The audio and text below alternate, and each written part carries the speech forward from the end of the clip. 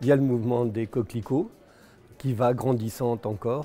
Je me souviens avoir été dans les 100 premiers signataires. C'est une vague de fond, ce n'est pas une mode comme cela de s'opposer aux pesticides, c'est véritablement une vague de fond sociétale qui dépasse de beaucoup les molécules parce que derrière il y a la qualité de l'alimentation, il y a la relocalisation de l'alimentation, autant de sujets qui font que pour qu'on y arrive, et on va y arriver, c'est un changement de société qui est en cours. Derrière les coquelicots, ce n'est pas de l'anti-paysannerie, c'est justement la demande à ce que les paysans puissent repeupler les territoires ruraux qui sont quelque part en désertification et puis se reconnecter avec la nature et retrouver leur véritable rôle de paysan qui nourrit les populations et cela le plus localement possible. Et que l'on puisse revenir à des systèmes de polyculture élevage qui, depuis la nuit des temps, existaient. Donc nous voulons des paysans, c'est véritablement un changement total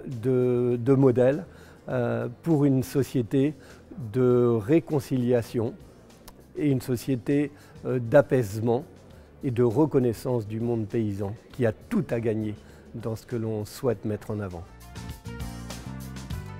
C'est cette loi qui interdit l'usage de tous les pesticides à usage non agricole, à savoir sur tous les espaces publics des villes et des communes, d'une part, application 1er janvier 2017, et depuis le 1er janvier 2019, l'article 2 concernait les jardins de particuliers sur lesquels il y a interdiction d'utiliser les produits pesticides de synthèse. J'ai pris le risque d'être élu, mais je n'étais pas programmé pour devenir parlementaire. J'ai été candidat parce que j'avais des convictions et j'ai été élu, mais je ne savais pas trop bien comment j'allais fonctionner dans tout ça.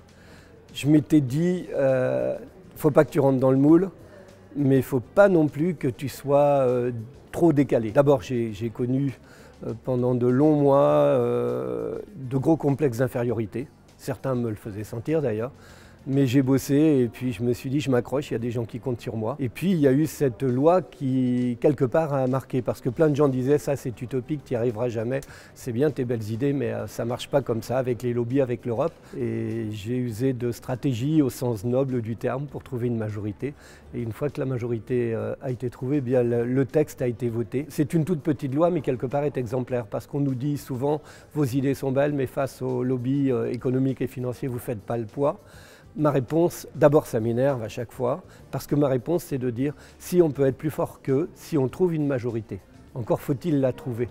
Mais lorsqu'on trouve une majorité, eh bien c'est la loi qui s'impose. L'avenir de nos sociétés passe par la reconquête du pouvoir, au sens noble du terme, par les politiques. Qu'ils se réapproprient le pouvoir pour exercer leurs responsabilités pour lesquelles ils ont été élus, nous avons été élus, pour défendre le bien commun, l'intérêt général, l'intérêt des générations futures, les équilibres environnementaux, faire en sorte qu'on puisse réhabiliter tout ça. Alors moi je ne fais pas partie des hyper pessimistes. Pour moi c'est pas foutu. Mais par contre je suis lucide, on est mal parti. Il est encore temps, mais il ne faut plus traîner. Pourquoi les SDHI sont d'actualité? Parce qu'il y a une équipe de scientifiques autour du professeur Pierre Rustin au CNRS qui ont travaillé sur ces sujets et l'impact de ces fongicides sur la santé humaine et sur la biodiversité. Comme les autres pesticides chimiques, c'est juste abominable et dangereux.